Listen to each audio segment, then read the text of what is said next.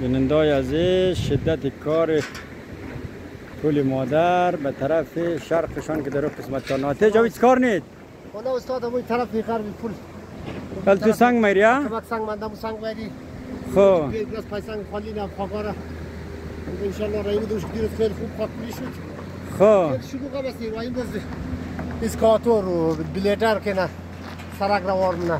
خب دیگه دو تایر دو چرخ. چند نه؟ یا قد کوماز باز یک آفتش نه. همین روزه؟ همین روزم دیشتر. بعد از خاکپوری دیروز. دیگه ما خیلی تعریف هم کرد. نام خدا. خدا تا جاغوری تو پول ساخته شما. ما دیگه جاغوری شرای تو هزار جا است. بله امی یه طرف معلومات بدی یه طرف غربی پوله؟ استاد 25 متر بغلو دیوار میشه حدود 7 متر تا 6 متر بلندشی. یعنی بخیر بنده دیگه او دور اکسر رک بنده اون بنده خاکمه خاکپوریش بنده ان شاء الله دیگه. دیگه مو کانکریت پول ریزه منده. پول ریزه پول منده تقریبا دور بر 2 تو نهان مصرف شون بود. اون بنده بخیر دیگه. نه گمی کوشش کنه دیگه. خلاص دیگه. خب ان شاء الله ان شاء الله. با سر کارم دیگه بس. سلامت باشه.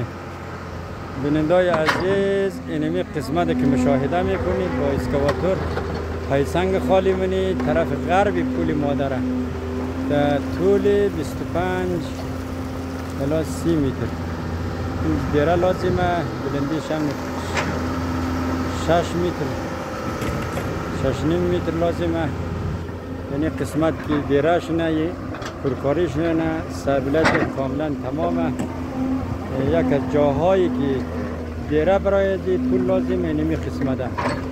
انشالله با حمایت شما با همکاری شما عزیزا خیرین این دیره هم تکمیل میشه انشالله. سلامت باشین.